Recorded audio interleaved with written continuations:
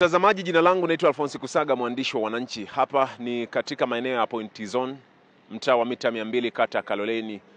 Asubuhi hii ya leo katika mapipa haya ambayo unayaona hapa, amekutwa kitoto kichanga ambacho kwa wataalamu wanaeleza kwamba ni mimba kama ya miezi 8, miezi 7 hivi.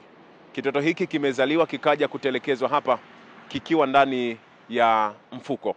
Tumezungumza na mashuhuda ambao walifika hapa.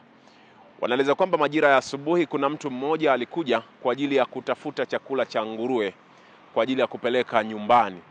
Lakini alipokuja hapa, wakati anaendelea kuchambua mifuko, ndani akakuta kuna kama kitoto ambacho kiko kwenye kimfuko.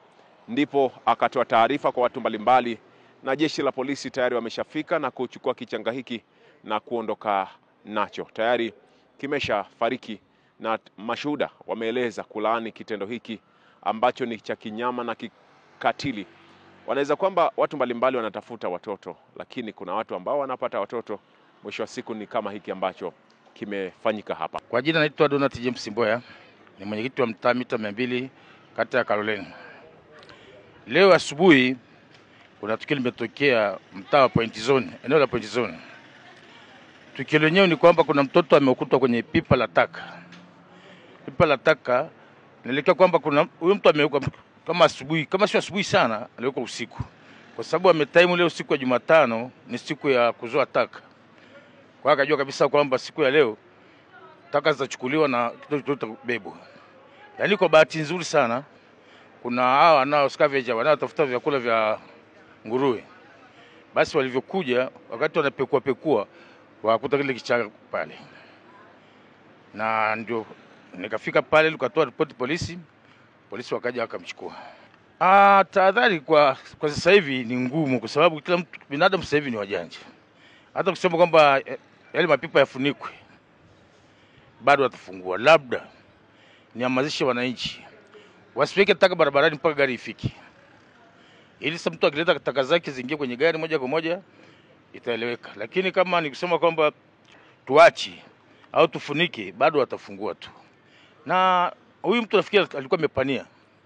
Kwa ina maana na siku ya Jumatano kata yangu ndio siku taka zinachukuliwa. Kwa ina maana alikuwa ameelewa. Lakini swali lako ni nzuri sana. Labda nitamazisha wananchi sasa hivi wasilete takataka barabarani mpaka gari ifike, mpaka wasikie filimbi. Ushauri wangu, maisha tunajua maisha ni magumu. Lakini tusiende ovyo. Kama unajua kwamba huwezi kuzaa mtoto, mimba unashika nini? Na haya maisha ni magumu pia. Na kwamba yule mtoto anayemtupa huwezi kujua kesho atakuwa nani. Zaa yule mtoto kama ni wa kwako, mpeleke kwa mama, umeshindwa kumlea, waje hata ofisini kwangu. Mimi nitamwelekeza tuenda dawati, tutajua namna kulea ile kitoto kuliko kumtupa huko. Nakuja kutupa mtu kesho kutwa ndio kiongozi wetu. Tutakuwa tumekosea sana. Kwa hiyo nawashauri mabinti wangu wawe na roho ya huruma kidogo. Ile ndio ya mtu unatupa chini. Na itafika siku sasa unataka mtoto utampata tena. Kwa haraka nilivyomuona ni kama miezi 8. Kwa tukio hili nililiona mnamo wa saa 12:30 nikiwa na bwana mmoja anaitwa Daudi. Tulikuwa tumekaa hapo kwenye pikipiki tunaangalia abiria wanaotoka Point Zone kuelekea kwenye shughuli zingine. Sasa bwana mmoja alitokea akiwa anatafuta chakula cha nguruwe, akamwaga ile pipa. Katika kumwaga ile pipa akakuta huo mfuko kuna mtoto ambaye yuko ndani ya mfuko. Sasa ni kitu ambacho kimetuuma sana, na baada ya kutuuma sana ikabidi tushirikishe jamii kuonyesha kwamba kuna tukio lililotokea hapa ili tuweze kutoa ushirikiano, huyu mtoto akahifadhiwe sehemu ambayo ni salama. Na huwa mara nyingi kunakuta kuna watu wengine wanakuja naweka takataka zao hapo. Sasa kwa namna tulivyowauliza watu wa Point Zone, wakatuambia ili pipa tumetoa, lakini haukuwa na huo mzigo ulikuwa uko juu. Na kwa jinsi tulivyoona sisi, tulivyohisi, tukahisi labda ni mpita njia ameweka huo mzigo hapo na kujiondokea. Sasa hatukujua kwamba kinachoendelea ni labda polisi labda wafanye kazi yao. Ni asubuhi kwa ajili ya hizi taka ambazo magari yanapita hapa wanachukua matakataka. Nadhani kwenye saa 12 kamili, kwa sababu sisi tulifika hapa kwenye saa 12:30 tukawa tumepaki hapa kwa ajili ya abiria.